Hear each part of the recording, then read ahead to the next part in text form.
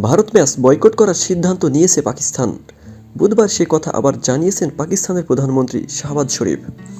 বৃহস্পতিবার তাকে ধন্যবাদ জানালেন বাংলাদেশের যুব ও ক্রীড়া উপদেষ্টা আসিফ নজরুল। কিছুদিন আগেই বাংলাদেশের এক কর্তা জানিয়েছিলেন, আর্থিক ক্ষতি এড়াতে দুই দেশের ম্যাচ হওয়া খুবই জরুরি। পাকিস্তানের প্রধানমন্ত্রী বলেন, আমরা টি-20 বিশ্বকাপ নিয়ে একটা স্পষ্ট অবস্থান নিয়েছি। আমরা ভারতের বিরুদ্ধে ম্যাচটা খেলব না।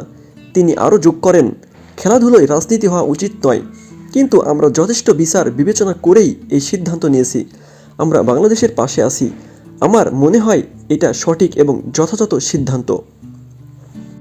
এই মন্তব্যের প্রেক্ষিতে বৃহস্পতিবার স্থানীয় সময় সকাল 10টা 13 নাগাদ সামাজিক যোগাযোগ মাধ্যমে একটি পোস্ট করেছেন নজরুল ইসলাম।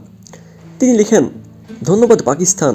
পাকিস্তানের প্রধানমন্ত্রী শাহবাজ শরীফ বলেছেন, বাংলাদেশকে টি-20 বিশ্বকাপ থেকে বাদ দেওয়ার প্রতিবাদে তার দেশ ভারত ম্যাচ বয়কটের সিদ্ধান্ত নিয়েছে। বুধবার মন্ত্রিসভার সদস্যদের তিনি বলেন, আমরা ভারতের বিরুদ্ধে ম্যাচ খেলব না, কারণ খেলার মাঠে কোনো রাজনীতি থাকা উচিত নয়। আমরা খুব ভেবেচিন্তে এই সিদ্ধান্ত নিয়েছি। আমাদের সম্পূর্ণভাবে বাংলাদেশের পাশে দাঁড়ানো উচিত। আমি মনে করি এটা খুবই উপযুক্ত সিদ্ধান্ত। উল্লেখ্য, কিছুদিন আগেই বাংলাদেশের সংবাদ মাধ্যম প্রথম আলোকে বাংলাদেশ ক্রিকেট বোর্ডের এক কর্তা বলেছিলেন, ভারত পাকিস্তান ম্যাচ না হলে গোটা ক্রিকেট বিশ্ব আর্থিক ক্ষতির মুখে পড়বে। আমাদের লভ্যাংশ কমে যাবে। এরকম ক্ষতি আমরা চাইনি। এবারের টি-20 বিশ্বকাপ থেকে বাদ দিয়ে দেওয়ায় এমনিতেই আর্থিক ক্ষতি হয়েছে বাংলাদেশ ক্রিকেটের। বিশ্বকাপে যোগ দিলে যে টাকা পেত আর সেটা পাবে না। তারপর যদি আবার ভারত পাকিস্তান ম্যাচ না হওয়ায় তাদের আর্থিক ক্ষতি হয়।